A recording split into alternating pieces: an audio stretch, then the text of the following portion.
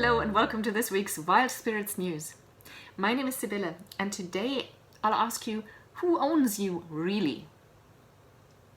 Now, upon seeing this title you might have rejected it outright, and to be fair, if you're watching this video you are most likely not in a situation where you are actually physically owned by somebody else. And before I say anything else, I want to make absolutely clear that I'm not comparing what I'm talking about in this video to actual slavery. This unspeakable evil of slavery, of physically owning somebody else, being able to put them to work, to hurt them, even kill them, this is nothing like that. I am not making a comparison here. I just want to make this absolutely clear and get it out of the way from the start. I'm not comparing this.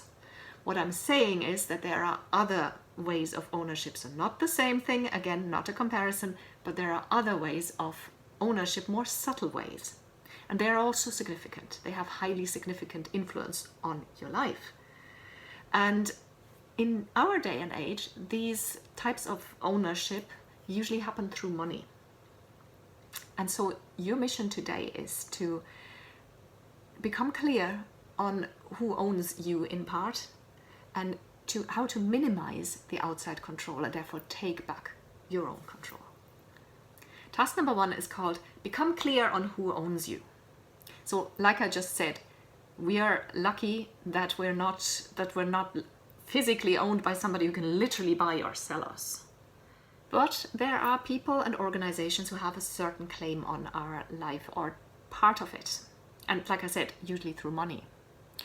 If you are employed, then you're selling part of your time and a significant amount of your time. If you're in full-time employment, that is at least or over 1/3 of your lifetime for 5 out of 7 days out of the week. That is no small thing. And if you're employed, by the nature of employment, you're not paid for the work that you do by piece, like a freelancer would be. You're actually paid for the time that you're there. You can't just up and away after half a day. So you do no longer own your day. Your employer does, to a certain extent.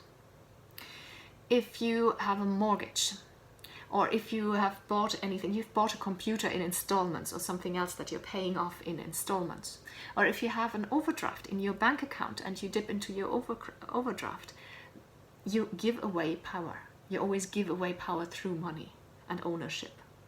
And that isn't necessarily a bad thing, but it's something that you need to be aware of, that this is happening. So, because when you're aware of it, you can also take control over it and decide where you want to, where you decide to allow this in your life and where you don't. So task number 1 is to create a list and write down where people own part of you, your time or your money. Task number 2 is called Take Back Ownership.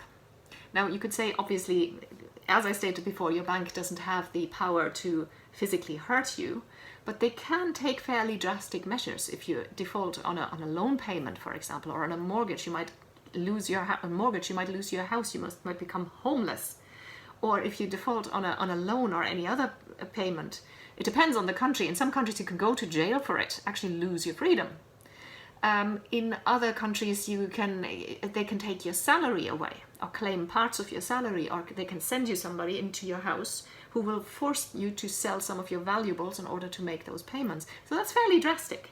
So don't dismiss this and say, oh, it's just money. It is actual ownership. It has very widespread consequences, and typically you only notice the extent of the control and the extent of the ownership when something goes wrong. But you don't want to wait for that, which is why I made this video, to make you aware of what is going on, so that you know and knowingly put yourself into these situations and hand over this type of control. So here are a couple of steps that you can take to gain back control, to claim it back. So first of all is that list that you made in task number 1. You need to look at that list and become very aware of where the control is and where you hand over power over part of your time or money. The second thing that I'd suggest is to separate the wheat from the chaff. Not everything that looks like ownership is actual ownership. Example, you have a small child. Of course they have a huge claim on you, but that doesn't mean they own you. this is a very natural, a duty of care, and it's natural and it's also temporary because children grow up. This is nothing to do with what I'm talking about. The next step I call follow the money. So look at where you owe money, because like I mentioned before, some parts may make a lot of sense. So it depends on your situation, on the country you're in, and also, but in a lot of situations and a lot of places in the world, mortgages to own your own home are actually advised, and they're actually a good form of they're kind of like an investment because you get equity for it, and so on and so forth. It would really go beyond this video to explain all of this. But again, it's not all bad. But look at where it might be a bit problematic. For example, if you take out loans to buy things, items, you may want to look into cutting back on that. And you might not be able to do it from one day to the next, but make a long-term plan for this.